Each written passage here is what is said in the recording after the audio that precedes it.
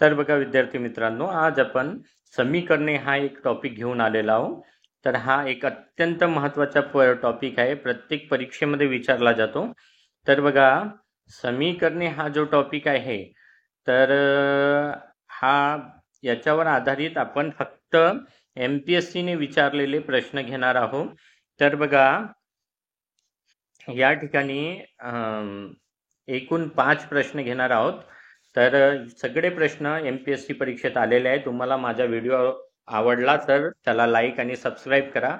तर जास्त न बोलता आपण आपल्या व्हिडिओला सुरुवात करूया. तर बघा, पहिला प्रश्न दिलेला आहे आपल्याला. पहिला प्रश्न दिलेला आहे, रमेशला सुरेशच्या पगाराच्या निमपट आहे. म्हणजे जर सुरेशचा पगार, हा सुरेश पकडू, हा रमेश पकडू आणि हा इकडे कोण आहे, महेश आहे. ठीक आहे, हा महेश पकडू. तर इथे बघा, सुरेशच्या पगाराचा निमपट म्हणजे जर सुरेशचा पगार X पकडला तर याचा निमपट काय होईल, याचा निमपट होईल रमेशचा पगार. बरोबर आहे. तर महेशला रमेशच्या पगाराच्या तिप्पट पगार आहे. तर हा रमेशचा पगार किती आहे, 102x. याला तिप्पट करावं लागेल म्हणजे 302x. हा कोणाचा पगार होईल, महेशचा पगार होईल. महेशचा पगार किती दिलेला आहे आपल्याला, 4500 रुपये. तर इथे काय होईल मग, 302x ची किंमत काय होईल सांगा, 4500 रुपये. बरोबर आहे. आता बघा, या 3ला आणि 302ला इकडे घेऊन जायचं. तर काय होईल, 400-500 गुणिला याचा गुणाकार व्यस्त होईल म्हणजे 203 होईल. आता 3ने याला भागायचं तर किती येते, 3 15 तरी 45. इथे 1500 आले आणि गुणिला 2 म्हणजे 3000 आले. बरोबर आहे. तर बघा, 3000 आले. Xची किंमत 3000 आले. आपल्याला कोणाचा पगार विचारला, सुरेशचा. तर सुरेशचा पगार किती आहे मग, 3000 रुपये. 3000 रुपये कोणाचा पगार आहे, सुरेशचा पगार आहे. हात किती आहे, 3000 रुपये. अशा प्रकारे हे उदाहरण आपल्याला सोडवता येतं. चला पुढच्या उदाहरणाकडे जाऊया. प्रॉब्लेम क्रमांक 2. तर बघा, याच्यामध्ये काय दिलेलं आहे, या गणितामध्ये आपल्याला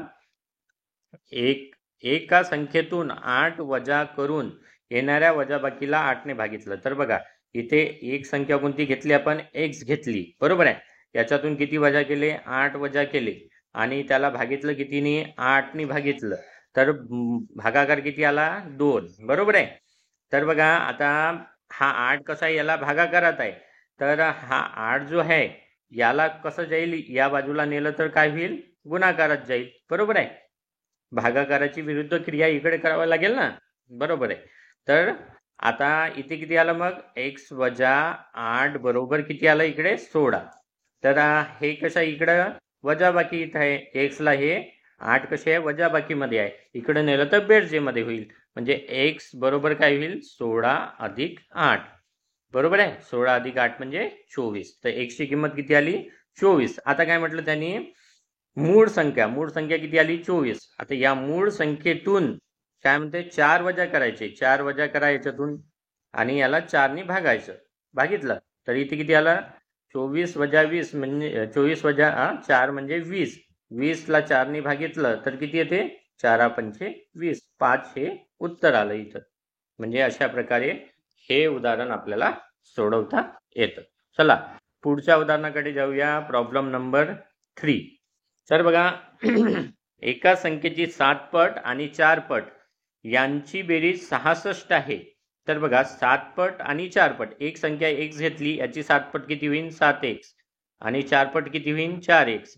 यांची बेरीज करायची आहे. यांची बेरीज किती होईल, 11x आणि याची बेरीज किती दिलेली आहे आपल्याला, 66. बरोबर आहे. 11x बरोबर 66 म्हणजे x ची किंमत किती होईल, 66 भागिला 11. 11 याला गुणाकारात आहे, इकडे नेला भागाकारात येईल म्हणजे किती होईल, 6. 11 1 11, 11 6 66. बरोबर आहे. म्हणजे x ची किंमत किती आली, 6 आली. आता काय म्हटलं, तेवढ्याच संख्येच्या तेवढ्याच पटीच्या संख्यांची वजाबाकी म्हणजे 7x वजा 4x हे विचारलेलं आहे आपल्याला. 7x वजा 4x म्हणजे 3x. आता x ची किंमत किती आहे, 6. तर 3 गुणिला 6 म्हणजे किती, 18. अशा प्रकारे हे उदाहरण आपल्याला सोडवता येतं. तर चला पुढच्या उदाहरणाकडे जाऊया. प्रॉब्लेम क्रमांक 4. तर बघा, या ठिकाणी काय दिलेलं आहे, विजयला दररोज 150 रुपये पगार मिळतो, तर त्याचा टोटल पगार किती आहे, 150 रुपये. त्यापैकी 205 भोजनावर खर्च होतो. तर 150च्या 205 हा कशावर खर्च झाला, भोजनावर. तर 5 एक 5, 5 3 15, म्हणजे इथे आले 30. 30 गुणिला 2 म्हणजे 60 रुपये हे भोजनावर खर्च झाले. किती मधून, 150 रुपयामधून 60 रुपये खर्च झाले. तर उरले किती मग, राहिल्यापैकी म्हणते ना, उरले किती मग, 90 रुपये उरले इथे.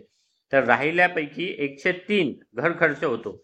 आता राहिले किती, 90 रुपये, बरोबर आहे. राहिले आपले 90 रुपये. 90 रुपयाचा किती, 103 हा कशावर खर्च होतो, घर खर्चावर, म्हणजे 30 रुपये, बरोबर आहे. इथे भाग जातो 30 3 90चा, तर 30 रुपये हा कशावर खर्च होतो, घर खर्चावर. किती पैकी, 90 रुपये राहिले होते, त्याच्यामधून 30 रुपये घर खर्चावर खर्च केले, तर उरले किती मग, 60 रुपये. आता हा शिल्लक किती राहते मग, 60 रुपये. तर 60 रुपये हे आपलं उत्तर आहे. चला पुढच्या उदाहरणाकडे जाऊया. जय गेवचा तिप्पट वयाचा आहे. जय जयला जे घेऊ आपण, गेवला जी घेऊ, आणि तिसरं कोण आहे, अमन आहे. अमनला ए घेऊ. ठीक आहे. जय हा गेवच्या वयाचा तिप्पट वयाचा आहे. जय हा तिप्पट आहे, म्हणजे याला 3x घ्यावं लागेल. ठीक आहे, याला 3x घ्यावं लागेल. आणि गेवला x घ्यावं लागेल. आणि अमन हा गेवच्या वयाचा दुप्पट आहे, तर याला 2x घ्यावं लागेल. आता काय म्हटलं, जय आणि अमन. आता हा जय आणि हा अमन या दोघांची बेरीज किती होते, 5x. या दोघांची वय एकत्र केली, जय आणि अमनची, तर ते शम्मीच्या वयाच्या किती आहे, शम्मीचे वयाच्या निमपट होते. म्हणजे 5x हे कोणाच्या वयाच्या निमपट होते, शम्मीच्या वयाच्या. शम्मीचे वय किती आहे, 70 आहे. 70च्या निमपट किती होईल, 35. म्हणजे हे दोघांचं वय किती होते, याच्या निमपट, म्हणजे 70च्या निमपट म्हणजे 35 होईल, बरोबर आहे. मग x ची किंमत किती निघेल इथे, 35 भागीला 5. हे 5 इकडे जाईल ना, 5 याला गुणाकारात इकडे भागाकारात जाईल, म्हणजे किती आलं, 7 आलं. तर काय म्हणत आहे मग, गेवपेक्षा मोठ्या असलेल्या ज्ञानचे जो गेवपेक्षा 2 वर्षांनी मोठा आहे. आता गेवचं वय किती आलं, हे आलं 7 वर्ष, बरोबर आहे. गेवचं वय किती आलं, 7 वर्ष. तर 7 ज्ञानचं वय किती आहे, 2 वर्षांनी जास्त आहे, म्हणजे याच्यात 2 मिळवावं लागेल, म्हणजे ज्ञानचं वय किती होईल, 9 वर्ष. हे आपलं उत्तर या ठिकाणी येतं. चला, अशा प्रकारे सगळे 5ही प्रश्न आपण बघितलेले आहे. तर चला, तुम्हाला व्हिडिओ समजला असेल, आवडला असेल असं गृहीत पकडू, आणि इथेच